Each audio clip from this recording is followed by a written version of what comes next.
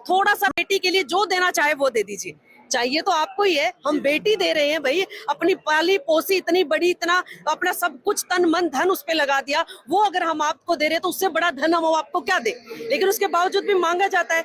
अब यहाँ पर बात करते हैं संत रामपाल जी महाराज के द्वारा जो मुहिम चलाई गई है, जिसको रामायणी कहा जाता है, जहाँ पर एक साथ बहुत सारे जोड़ों की शादियां होती है, वो भी दहेज मुक्त विवाह, एक ना रुपया लिया जाता है ना दिया जाता है। और उससे भी अच्छी बात क्या है, ना ही कोई ढोल धमाके हैं, ना ही कोई साजे गाजे हैं, ना ही कोई दूल्हा सजता है, ना कोई दुल्हन सजती है। इतने सादे जो एक सिंपल रूप में वो यहाँ पर बैठते हैं, उसी वेशभूषा में बैठते हैं और उसी में वो शादी करके और आज हंसी खुशी अपने घरों में बैठते हैं। एक सीधा सा मैसेज ये जाता है भाई, बेटी के लिए दहेज शब्द बिल्कुल जड़ से खत्म होना चाहिए। क्योंकि दहेज क्यों दे?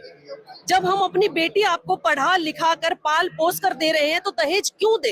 क्या आपके घर में बेड नहीं है? हमारी बेटी जब आपके घर जाएगी, उससे पहले कि आप बिस्तरों में नहीं सोते, उससे पहले आपके कपड़े जो है वॉशिंग मशीन में नहीं धुलते, उससे पहले आप गाड़ियों में नहीं चलते, उससे पहले आपके फ्रिज में ठंडा पानी नहीं होता, क्या नहीं होता? सब कुछ आपके पास होता है। लेकिन उसके बाद भी एक आडंबर चलाया हुआ है कि अपनी बेटी को जो आप देना चाहें वो दे दीजिए। हम बेटी दे रहे हैं जी, मैं 2 बेटियों की माँ हूँ, मेरी 2 बेटियां हैं और आज मैं उनको पाल पोस के इस काबिल बना दूंगी कि कल को जब वो शादी करके कहीं जाएंगी तो सामने वाले लड़के की ये हिम्मत ना हो, उसके परिवार की ये हिम्मत ना हो कि वो ये कहे कि आपकी बेटी के लिए जो देना चाहो वो दे दो। और अगर किसी ने भी ऐसा कहा तो मैं उस रिश्ते को, चाहे वो प्रधानमंत्री के बेटे का ही क्यों ना हो, मैं उसी वक्त उस रिश्ते को तोड़ दूंगी। क्योंकि जो आज मांग रहा है वो कल को मेरी बेटी को क्या सुख देगा। बिल्कुल बिल्कुल, क्योंकि मतलब अभी आपने ये बात, बहुत बड़ी बात कही कि एक माँ बाप जिस बेटी को 18-20 साल पढ़ा लिखा के उस योग्य बनाता है कि वो उस परिवार को संभाल सके।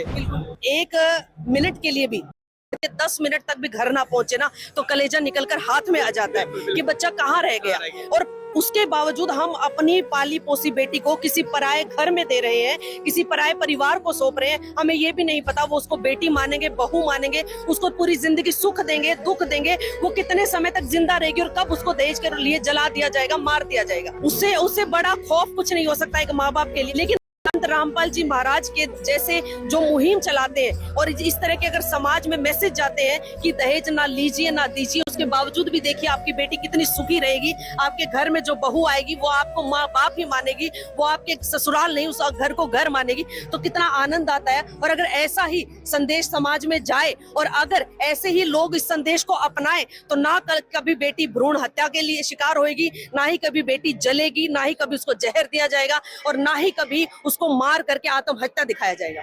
मतलब निश्चित तौर पे अगर इस मुहिम से आज जो बेटियां जो है वो निश्चित तौर पे जो पैसे आज बेटियों के दहेज में लगाया जाता है, वो पैसे अगर बेटियों के पढ़ाई लिखाई में लगाया जाए तो हमारा समाज, हमारा देश और हमारी देश की जो बेटियां हैं वो उन ऊंचाइयों को छू पाएगी जहां वो जाना चाहती है। और इसी वजह से मैं आपको एक बार कहना चाहूंगी कि एक बार कैमरा भी घुमाकर दिखाइए कि यहाँ पर जितने भी पुरुष हैं उससे ज्यादा तादाद में यहाँ पर महिलाएं और लड़कियां पहुंची हुई है। मतलब इसी वजह से, क्योंकि उन्हीं के लिए संत रामपाल जी महाराज हमेशा काम करते हैं, उन्हीं के लिए मुहिम चलाते हैं, उन्हीं के लिए संदेश भेजते हैं और हमेशा एक चीज भी कहते हैं कि मेरे साथ जुड़ो, इसलिए नहीं क्योंकि मैं संत हूँ, मुझे आप लोग भगवान का दर्जा देते हैं, मुझे भगवान का स्वरूप बताते हैं, मेरे साथ इसलिए ना जुड़े, मेरे साथ इसलिए जुड़े क्योंकि जो मैं समाज की कुरीतियों को खत्म करने के लिए मुहिम चलाता हूं, उस मुहिम में हमारे साथ जुड़िए।